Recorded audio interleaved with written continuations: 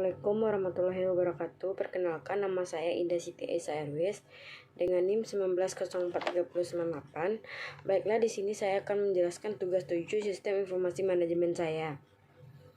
Yang pertama di buku Kelly.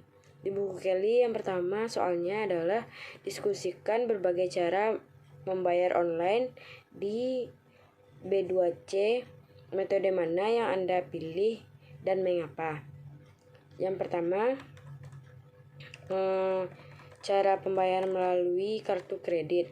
Banyak bank sekarang menawarkan fungsionalitas kartu kredit elektronik. Kenapa konsumen yang memiliki mereka menggunakan informasi kartu kredit mereka untuk melakukan pembelian secara online? Kemudian yang kedua ada EFT, juga dikenal sebagai transfer dana elektronik. Kemudian yang ketiga ada cek elektronik. Cek elektronik ditandatangani secara digital, dienkripsi dan dipindahkan dari pelanggan yang membeli ke pedagang. Kemudian yang keempat ada membeli e-card, kartu kredit korporat dengan batasan dan berfungsi sebagai kartu kredit biasa, tetapi perlu dibayar lebih cepat, misalnya 1 minggu. Kemudian yang kelima ada e-cash, kartu pintar. Kartu yang berisi informasi yang cukup dapat dimanipulasi sesuai kebutuhan yang digunakan untuk beberapa tujuan termasuk transfer uang. Kemudian yang keenam ada e-cash person to person. Rekening online tepat dana dapat dimiliki ke orang lain. PayPal adalah contoh dari jenis akun ini. Metode yang akan saya pilih yaitu kartu kredit karena praktis dan hampir semua orang memiliki kartu kredit. Jenis pembayaran ini juga bagus untuk membayar satu kali atau menyimpan informasi kartu untuk pembayaran berulang.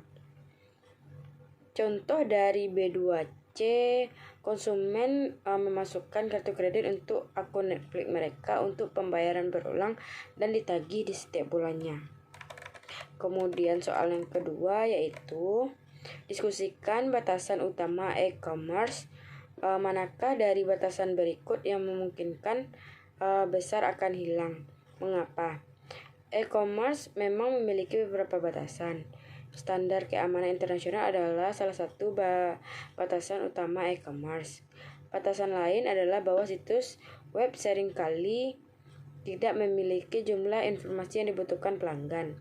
Itulah mengapa sebagian besar perusahaan yang digunakan e-commerce juga menyatakan nomor telepon sehingga pelanggan dapat berbicara dengan perwakilan layanan tersebut jika diperlukan. Terkadang situs web tidak berfungsi dengan baik saat pelanggan mencoba melakukan pemesanan. Ini juga merupakan alasan yang menyediakan informasi kontak untuk layanan pelanggan.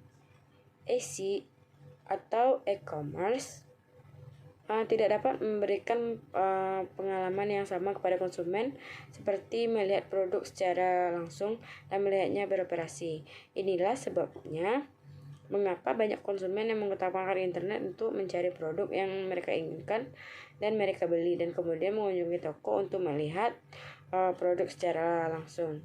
Dengan teknologi 3D, batasan ini bisa dikurangi. Beberapa situs e-commerce juga memiliki fitur obrolan online yang memungkinkan pelanggan mendapatkan bantuan tanpa menggunakan telepon. Kemudian pertanyaan yang ketiga yaitu diskusikan alasan untuk memilih beberapa model bisnis e-commerce. Karena dunia bisnis telah menjadi global, baik itu bekerja dengan orang lain di seluruh dunia atau membeli produk dan belahan dunia lain, bisnis perlu beradaptasi dengan konsep globalisasi. Memiliki beberapa model bisnis e-commerce memungkinkan konsumen dan penjual untuk membuat proses pertukaran menjadi sederhana, yang menciptakan kesuksesan bagi perusahaan-perusahaan ini dan membuat konsumen tetap puas. Kemudian pada buku kedua ada bahasan apa perbedaan antara teknologi berkelanjutan dan mengganggu. Teknologi berkelanjutan meningkatkan sesuatu yang sudah ada, seperti meningkatnya produk yang diinginkan pembeli atau pelanggan. Teknologi yang mengganggu adalah cara baru dalam melakukan hal-hal yang tidak selalu memenuhi kebutuhan pelanggan serta teknologi mengganggu, menimbulkan pasar baru dan menghancurkan pasar yang lama. Kemudian pertanyaan kedua, apa perbedaan e-business dengan e-commerce? Secara arti e-commerce itu adalah perdagangan barang dagangan melalui internet yang dikenal sebagai e-commerce. Sedangkan e-business menjalankan bisnis dengan menggunakan internet dikenal dengan istilah e-business. Kemudian perbedaan yang kedua yaitu apakah itu terbatas pada transaksi moneter. Kalau e-commerce iya, dan kemudian e-business tidak. Kemudian apa yang mereka lakukan? Secara e-commerce yang mereka lakukan yaitu menggunakan transaksi komersial, sedangkan e-business melakukan transaksi bisnis. Kemudian pendekatan di e-commerce terbuka dan pendekatan di e-business gabungan terbuka dan tertutup. Kemudian e-commerce membutuhkan website, sedangkan e-business menggunakan website, CRM, ERP, dan etc. Kemudian jaringan yang digunakan oleh e-commerce internet, sedangkan e-business internet, intranet, dan juga extranet. Kemudian apa manfaat dan tantangan yang terkait dengan bisnis elektronik?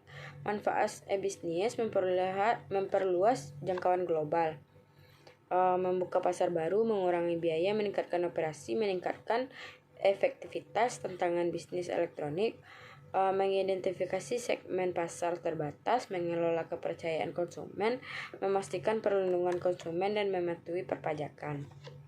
Itulah sekian penjelasan dari tugas 7 sistem informasi saya. Jika ada kesalahan mohon dimaafkan.